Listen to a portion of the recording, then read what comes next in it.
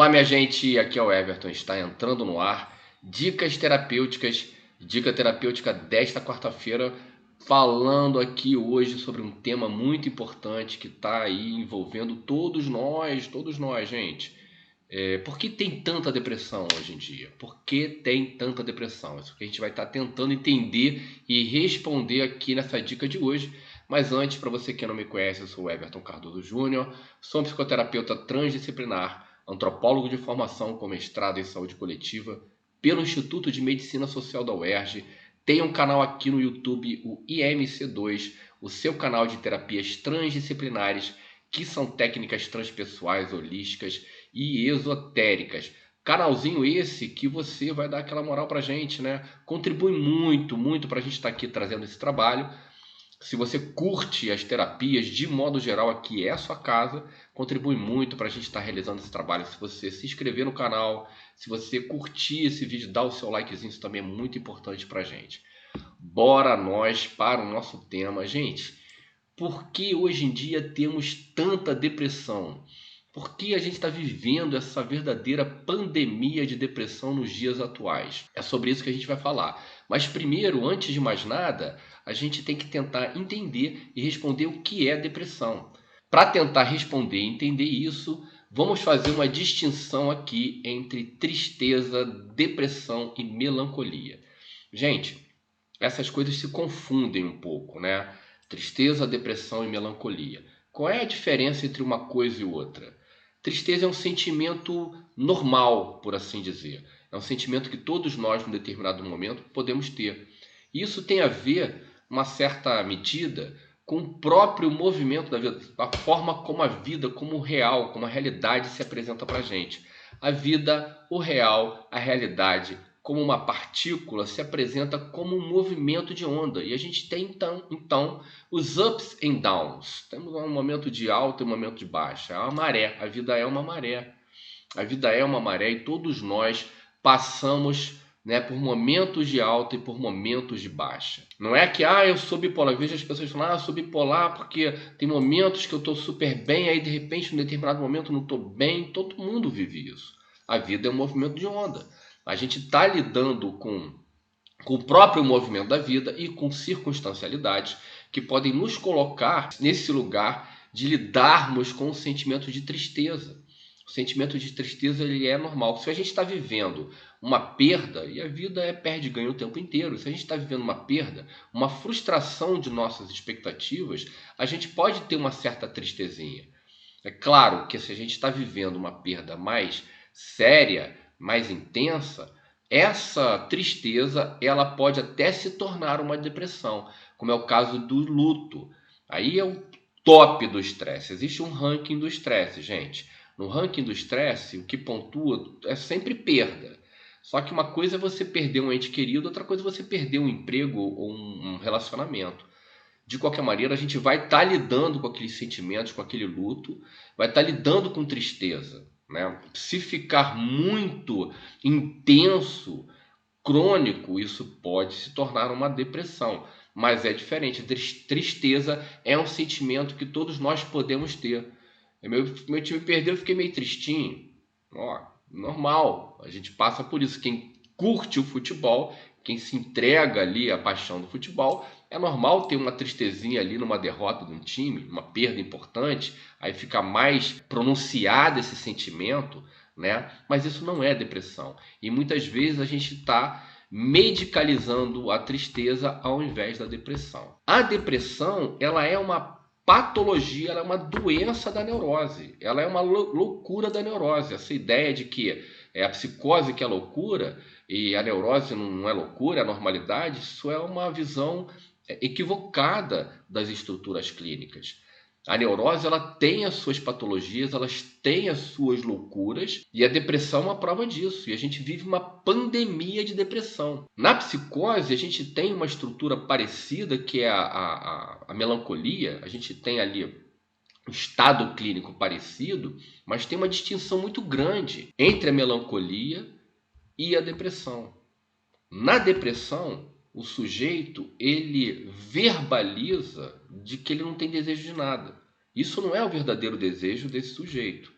porque o verdadeiro desejo está inconsciente. Mas na verbalização dele, ele fala: não quero sair da minha cama. Ele está nesse lugar. Ele verbaliza a falta de desejo, o que não significa que não há desejo. Significa que aquele desejo inconsciente está inconsciente e ele está falando sobre o querer, sobre a vontade dele. E ele não tem vontade de nada. Na melancolia, que está dentro da estrutura da psicose, é uma outra estrutura clínica, além dessa falta de desejo, há uma autodepreciação muito severa. O indivíduo ele fala: eu não desejo nada, eu não quero nada, eu não faço nada, eu não sou nada porque eu não sou nada.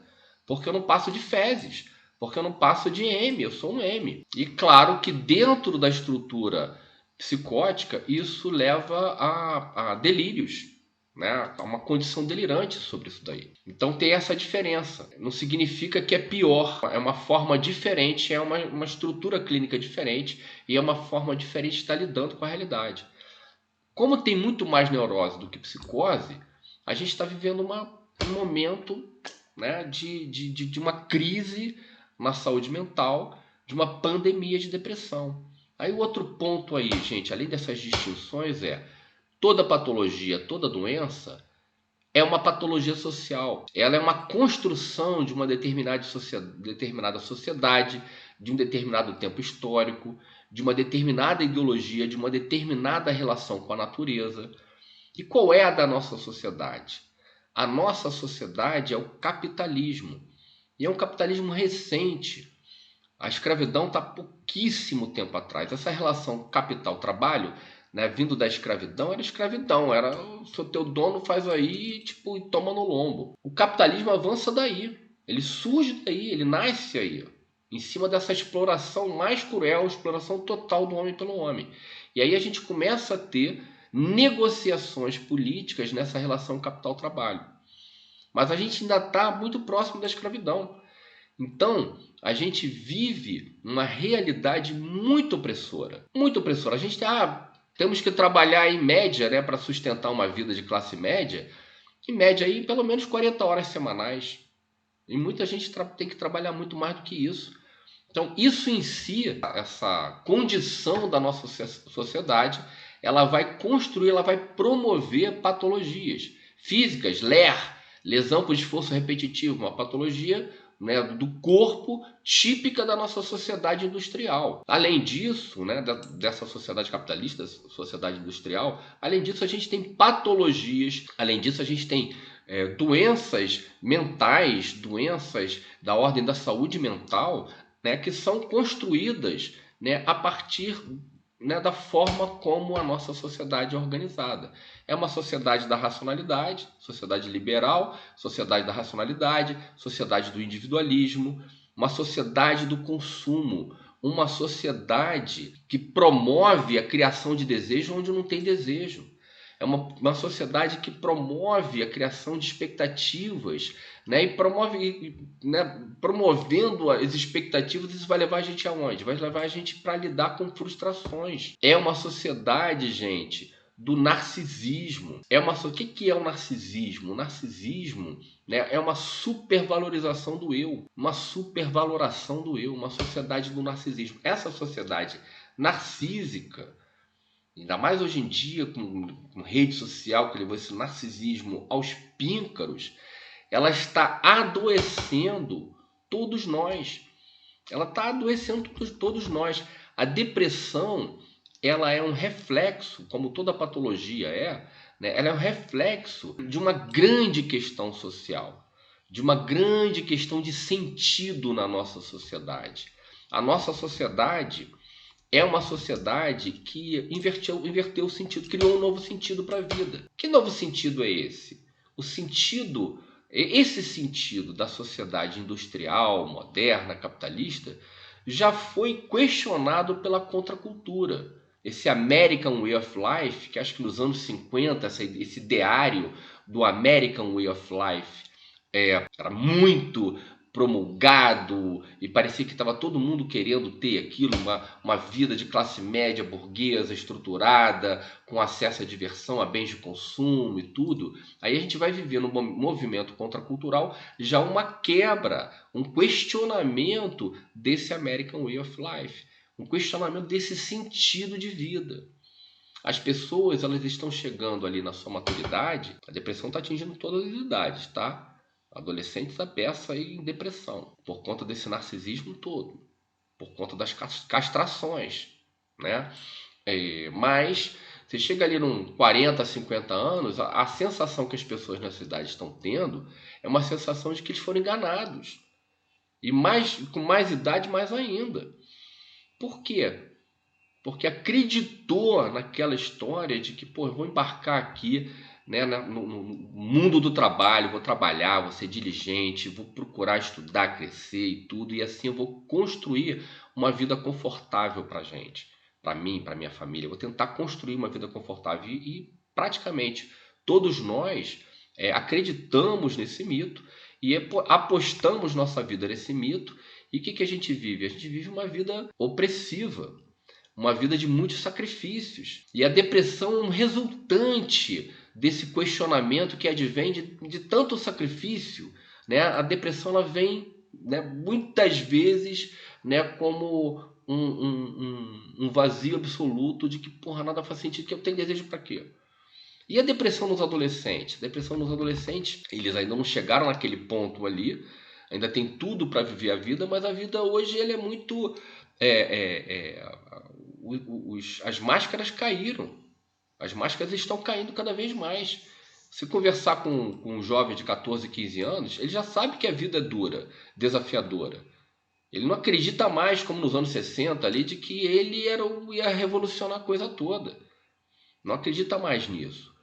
E mais, ainda tem exposições de imagem, de ideal de eu, exposições excessivas disso tudo, trazendo ainda mais dificuldades para esses jovens se inserir no mundo. Aí é uma crise de sentido também uma crise de sentido, mas num outro lugar. Então a depressão tem tudo a ver, primeiro distinção ali de depressão, tristeza e melancolia. A depressão ela é uma doença da nossa sociedade.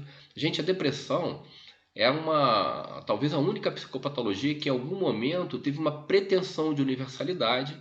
Isso porque lá no livro do Imperador Amarelo, na China, milhares de anos atrás, tem uma descrição de uma patologia cujos sintomas se assemelham a uma depressão. Mas a antropologia quebra isso, quebra essa visão dessa universalidade da depressão. Quebra isso porque você tem sociedades e culturas muito diferentes. Uma sociedade ali no Sri Lanka, no antigo Ceilão, no sul da Índia, eles têm momentos coletivos de reflexão sobre o fato de que nós não passamos de fezes. Se um psiquiatra chegar naquelas semanas onde essas reflexões são coletivas, vai achar que está todo mundo em depressão, quando na realidade isso tem a ver com um certo contexto sociocultural, com um contexto sociocultural específico. Então a gente não tem uma condição de universalização de nenhuma psicopatologia e nem da depressão. E eu posso dizer que a depressão, enquanto pandemia que se apresenta aí pra gente, é sim uma doença da nossa sociedade, da nossa cultura, do nosso tempo, conectada ao capitalismo, conectada ao narcisismo e essa perda de sentido, essa supervaloração do eu, da individualidade, em detrimento do bem comum, em detrimento da coletividade. Gente, esse é um papo muito, muito profundo. Tem relações com liberalismo, tem relações com a psicologia, com a psicanálise, né? E vamos continuar trazendo esse papo da depressão, porque esse é um tema muito importante para a gente trazer aqui. É o que eu mais encontro de forma desafiadora na minha clínica, são as pessoas em idades diferentes, passando por processos depressivos, mas tem aquela fasezinha ali, se o indivíduo não está se trabalhando, eu sempre falo isso, gente, terapia é fundamental, porque aquela pessoa que não se trabalha subjetivamente vai se tornando caricatura de si mesmo. Então tem muitas coisas, a pessoa daquele jeito, tem aquele temperamento, aí ela tá mais velha, tá pior, não se trabalhou, né? E essa grande crise de sentido que a nossa sociedade desencantada apresenta ao indivíduo. E a gente está num momento de transformação, de transição desses paradigmas que estão estruturando a nossa sociedade nos últimos 150, 200 anos. E também isso é provocador né, dessa crise de sentido. Então é uma grande crise de sentido, grande crise de propósito que está por trás dessa patologia social, dessa grande pandemia de depressão que a gente está vivendo. Então, um papinho aí para a gente pensar, refletir juntos. Semana que vem tem mais dica. Grande beijo, muito obrigado.